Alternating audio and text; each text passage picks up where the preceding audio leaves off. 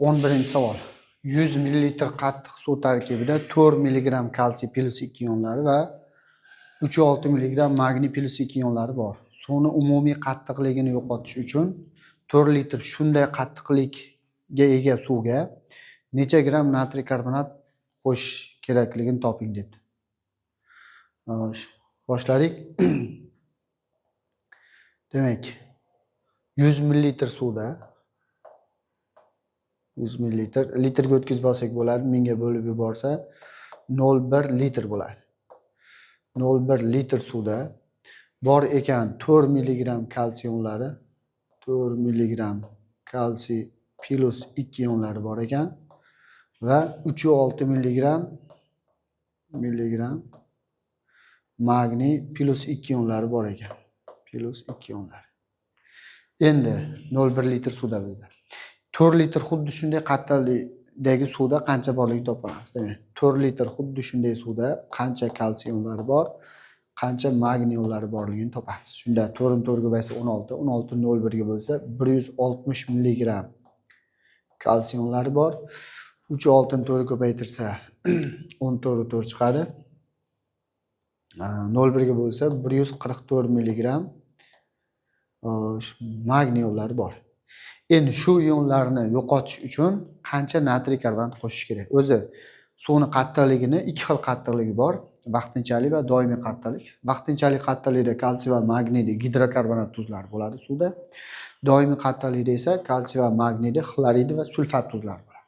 Demak, qaysi tuzligi bo'lishi ahamiyatsiz. Demak, shu ionlar bor tuz. Kalsiy plus 2 ionlari bor suvga natriy karbonat qo'shamiz. Natriy karbonat tuz. Shunda masalan bu kalsiy xlorid deb belgilasa, metallar joyini almashtiradi. Kalsiy karbonat cho'kmaga tushib ketadi. Ya'ni suvdagi kalsiy ionlari yo'q bo'lib ketadi, ya'ni suv qattiqligi yo'qoladi va natriy xlorid tuzi kelib chiqadi. Natriy ionlari kelib chiqadi desam bo'ladi. Mana bu yerda xlorid ioni bor. Bu bilan natriy xloridga aylandi deb faraz qilinglar. Shu. Tenglashtiradigan bo'lsa, natriydan oldin 2 koeffitsient qo'ysa, reaksiya teng. Endi magniy ionlariga ham shu reaksiya yozamiz. Magniy plus 2 ionlari bor suvga, ya'ni magniy xloridi yoki magniy sulfati yoki magniy gidrokarbonati bor suvga natriy karbonat ta'sir ettirsa, metallar joyi almashinadi. Bu yerdan kelib chiqadi. Magniy karbonat yana cho'kmaga tushib ketadi. Kalsiy karbonat ham cho'kma, ikkitasi ham oq cho'kma. Plus natriyni xloridi, bu xloridli tuz bo'lsa natriy xlorid, sulfatli tuz bo'lsa natriy sulfat kelib chiqadi. Tenglashtirsa mana natriy ionlariga yana 2 koeffitsient tushadi. Endi bizda mana bu kalsiy ionlari 160 milligramda qancha natriy karbonat tuzi qo'shish kerakligini topamiz.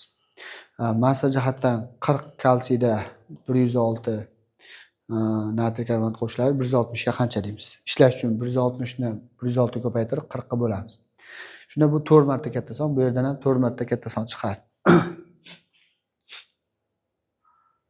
Shunda 4 marta katta son 424 degan milligram natriy karbonat qo'shish kerak bo'ladi.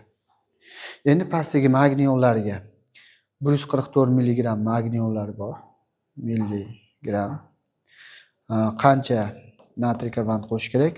O'z molyar massasi 24 magniy ioniga 106 natriy karbonat qo'shish kerak.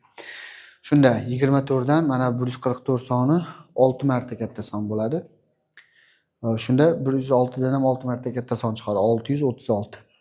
636 milligram natriy karbonat qo'shish kerak. Jami qo'shilgan natriy karbonat, ya'ni ikkitasini qo'shib olsa 1060 milligram natriy karbonat qo'shilganligi kelib chiqadi. Keyin bu 1060 ni bo'lib olamiz.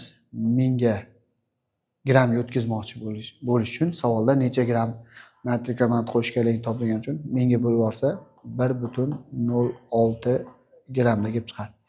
Bitta, ikkita, uchta yo'lga usulsa 1,06. 10,6 javob ham bor, adashmaslik kerak. Javob 1,06 bo'ladi. C javobda to'g'ri javob bo'ladi.